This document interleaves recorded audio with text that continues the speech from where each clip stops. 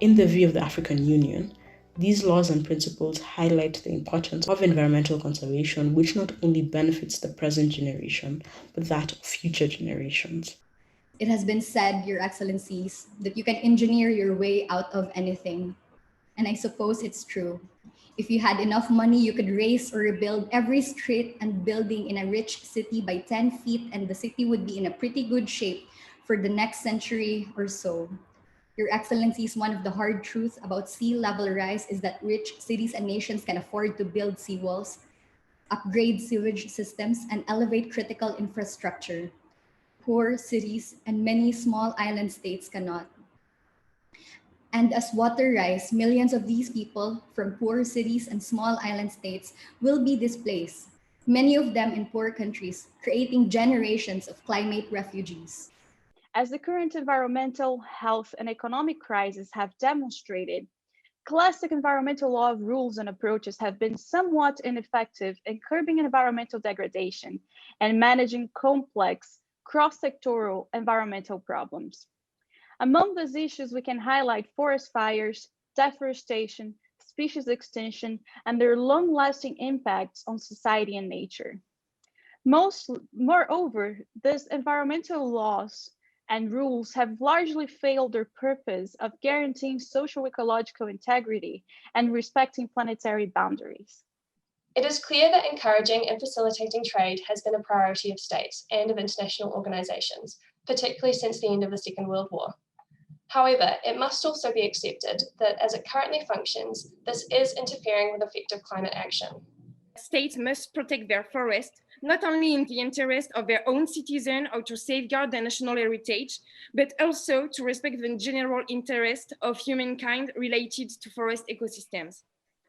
Indeed, we are aware of the damage caused to the environment by our country, and we are aware of its commitment, which is not always the most perfect in practice. But giving a glimmer of hope in the interest of future generations would already be a great step forward, taking us away from our past mistakes. The second measure I would submit before the court is utilizing the principle of common but differentiated responsibilities. Your Excellency, many African countries still need to exploit their natural resources, such as forests, to provide for their citizens. However, this doesn't mean that they exploit all natural resources to the point of depletion. International law that is formulated should bear in mind that developing countries cannot compete at the same level as developed countries, and thus some allowances should be made in a treaty.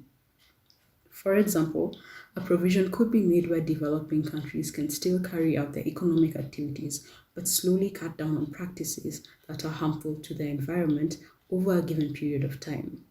Furthermore, although emissions often originate from private actors, the injuries sustained can be attributable to the state where the state is responsible for regulating these activities. This leads me to my second submission, that states have the obligation to protect the right to life in the context of climate change. We respectfully request that the court makes the following declarations. Firstly, we request the court declares the need for environmental protection to be a primary consideration and a key priority of states across all areas of international law, and particularly in the context of international trade. This shift reflects the increasing knowledge about the state of the world's environment, and particularly the unprecedented nature and urgency of climate change. We require that states maintain the Paris Agreement goal to keep temperatures to 1.5 degrees. We demand that states take all the necessary and precautionary measures to develop and aim towards carbon neutrality. We demand that the crime of ecocide is upheld as a crime against humanity, including massive deforestation and pollution. We kindly remind states that there is a clear nexus between climate change and human rights, and that the dire consequences of climate change will inevitably hinder these rights. It is thus the state's duty to respect, protect, and fulfill their human rights, and especially towards children's rights via mitigating the climate crisis.